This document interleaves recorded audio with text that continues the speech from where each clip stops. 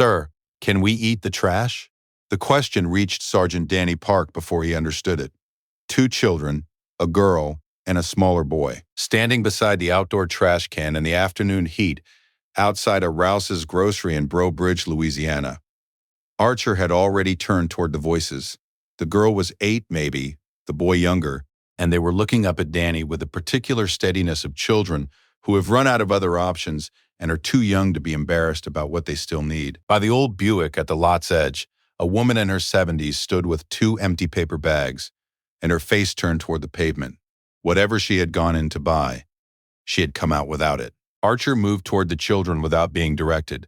What Sergeant Danny Park and his K-9 did in the next 20 minutes would stop a parking lot in Breaux Bridge, Louisiana. What they found in the 48 hours that followed had been running for 3 months, and it needed stopping. Before we go further, if you're new here, subscribe. This is the kind of story this channel tells. Danny was 31 and had been a Marine for 9 years and had come home from his second deployment 8 months ago to find that home had changed in the years he was away. In the specific, quiet way that things change when someone is carrying more than they should and won't say so. His parents had come from South Korea in 1983 and had run a restaurant in the New Orleans metro for 30 years. Danny had grown up behind that counter, doing homework in the back booth while his father moved through the kitchen and his mother worked the register with the unhurried competence of someone who has never been able to afford the cost of slowing down. His father had a stroke 18 months ago. His mother had been managing alone since the restaurant, the house, his father's care, the particular fierce quiet of a woman who will not ask her deployed son to come home because she does not want to be the reason he loses what he has built. Danny sent money every month.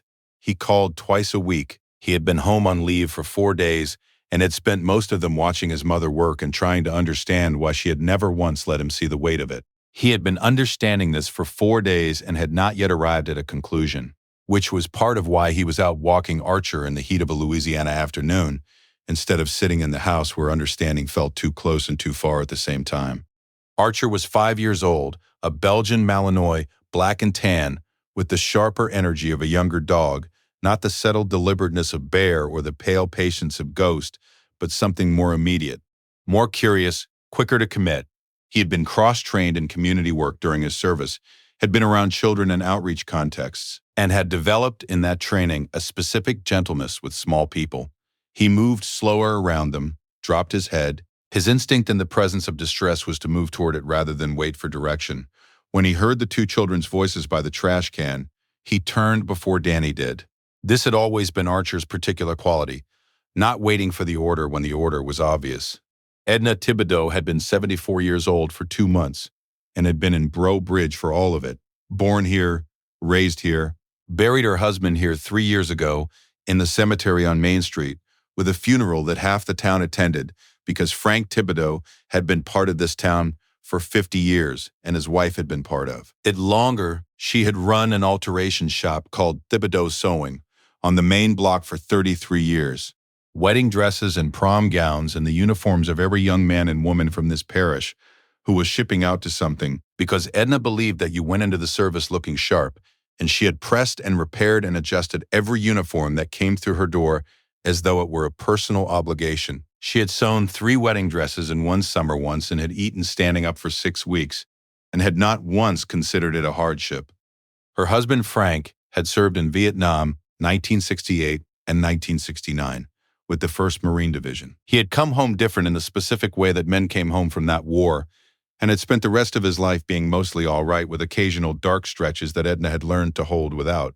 Trying to fix, they had been married 50 years when he died. She had pressed his dress uniform the week after the funeral because she didn't know what else to do with her hands.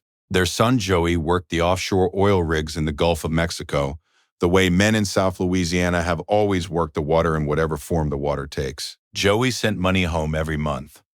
Always had, even before Edna needed it, because that was Joey.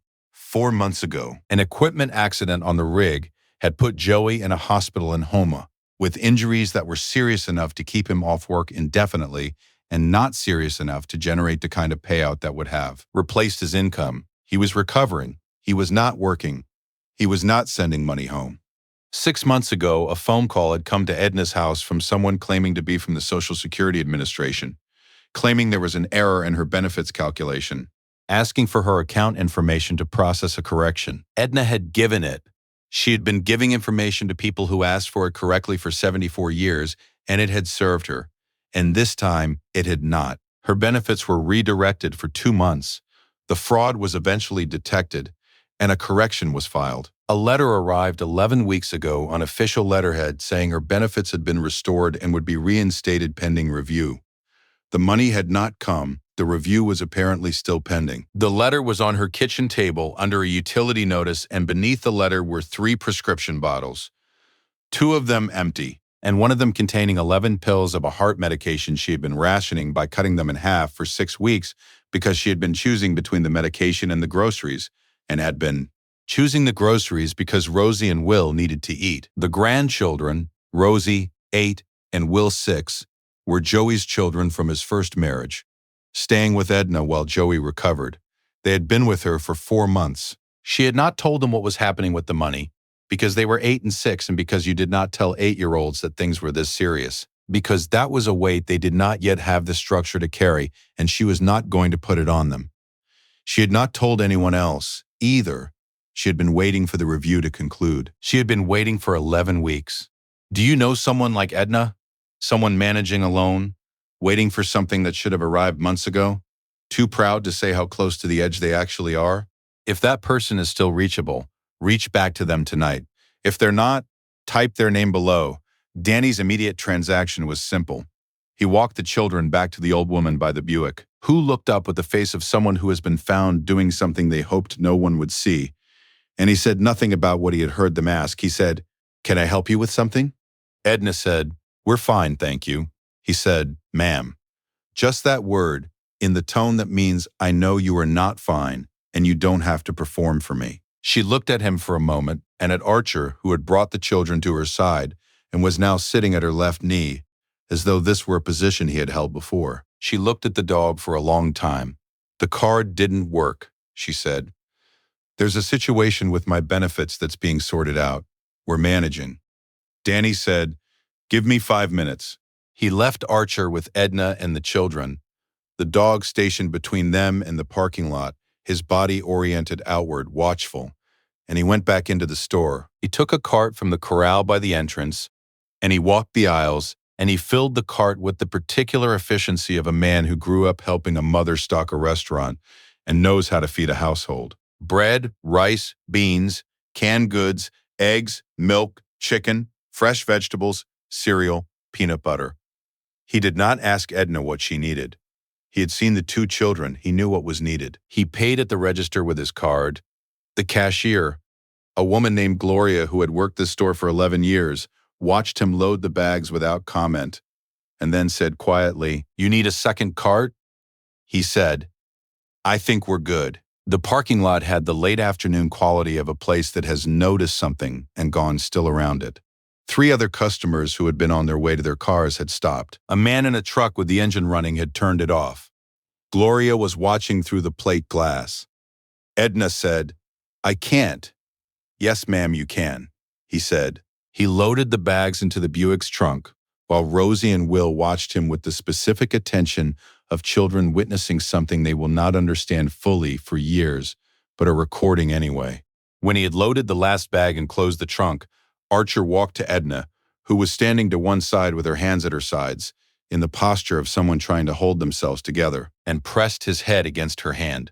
She put her palm on the dog's head. She did not speak.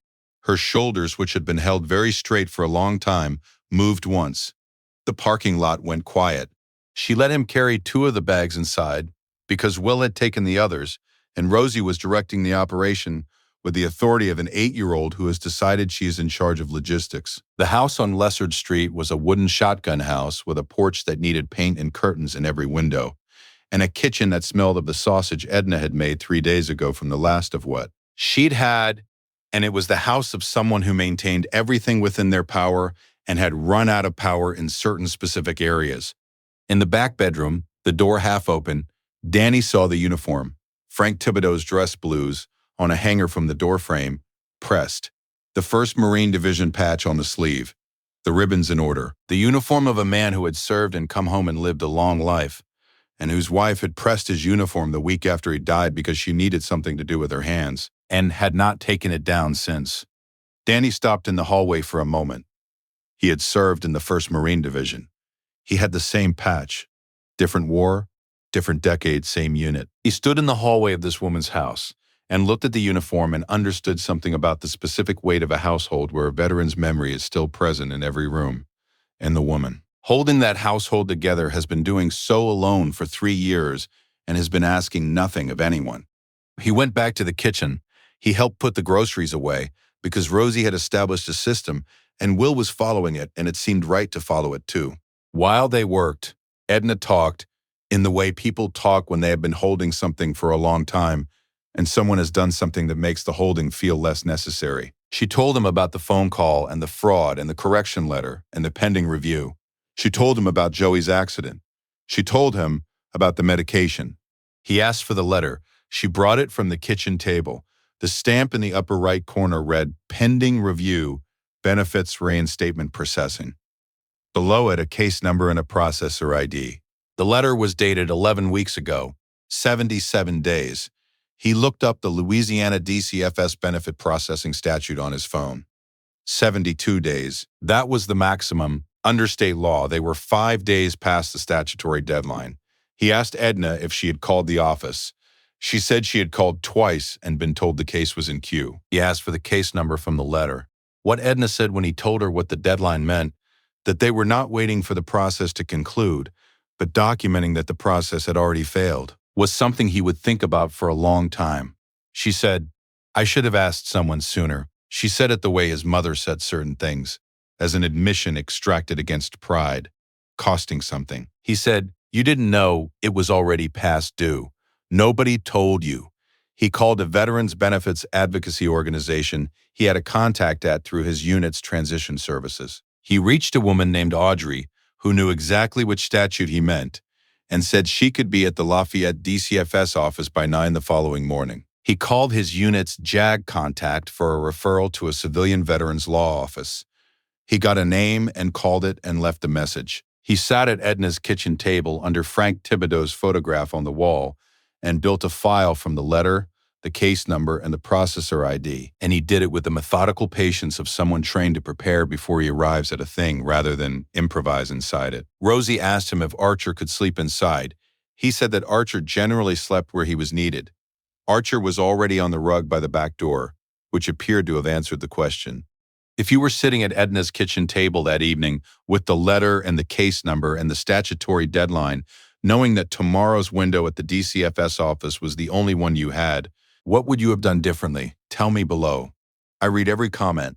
He drove to the Lafayette DCFS office the following morning with Edna in the passenger seat and Archer in the back, and Audrey, the veterans advocate, in a separate car behind them. He had called ahead to confirm Phil Gaines's name and that the benefits supervisor would be in.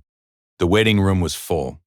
17 people in plastic chairs under fluorescent lights on a Tuesday morning. Families, elderly individuals, a young mother with an infant, 3 different men who had the particular patience of people who have been waiting a long time and have learned not to show how long. The kind of room that has a policy printed on every wall in a temperature that is never quite right. Archer moved through it quietly, and the people who noticed him the way people notice a specific quality of steadiness. Not alarm, just attention. Phil Gaines came out of his office at 9:15. He was 49, harried, with the look of a man who has too many open cases and not enough staff and has been making the kinds of decisions that seem reasonable in aggregate and devastating in particular for so long that he has stopped. Distinguishing between them, he looked at Danny and Audrey and Edna and recalibrated. "Mrs. Thibodeau," he said, "I understand there's a concern about your claim." He had not made a sound. His eyes were on Phil Gaines with the quiet, continuous attention of a dog that is not alarmed, but is not going to look away either.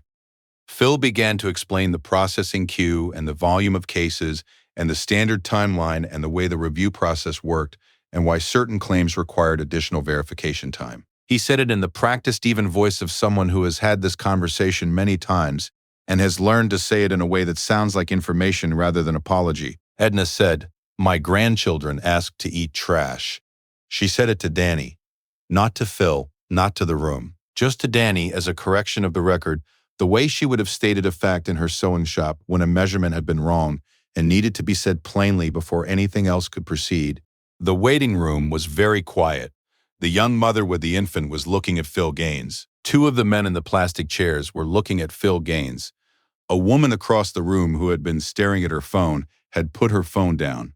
Audrey opened her folder. Danny spoke in the register he used when the work was documentation rather than argument.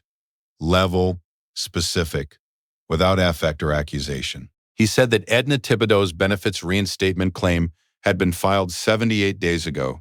He said that under Louisiana Revised Statute 46-107 subsection B, the maximum processing timeline for a fraud correction reinstatement was 72 days, and that the claim was therefore 6 days past the statutory deadline, and that the processor ID on the approval letter could be used to identify the specific point at which the delay began. He said that the Veterans Benefits Advocacy Foundation was prepared to file a formal complaint with the Louisiana Department of Social Services and the state AG's Consumer Protection Division today if the claim was not processed and the first payment released within 48 hours.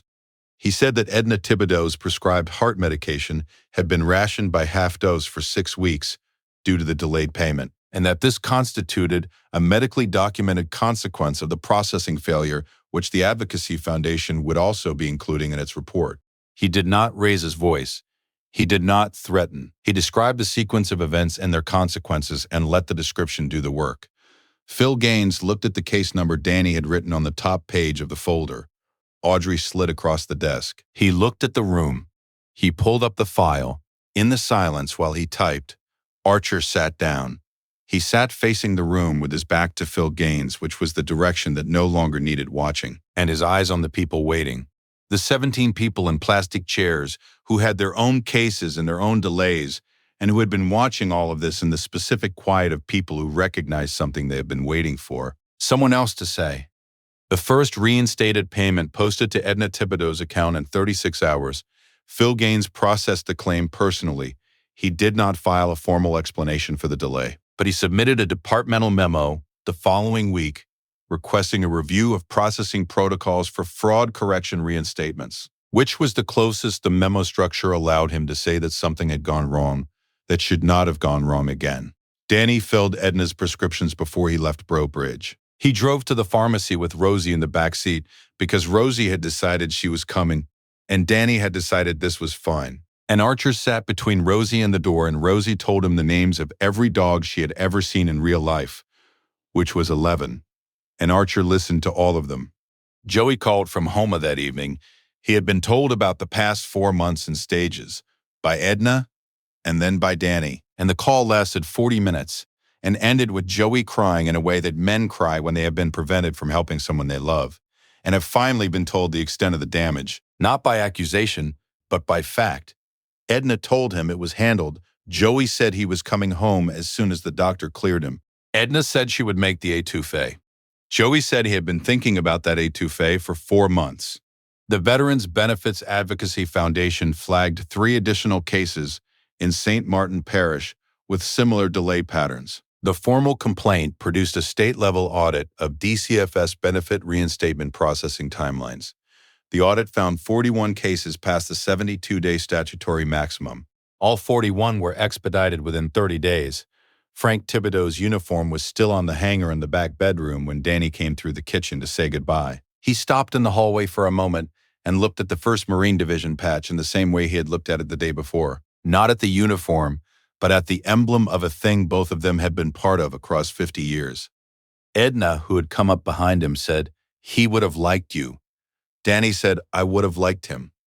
There was nothing else that needed to be said about that, so they didn't say anything else. He called his mother from the car before he got on the highway.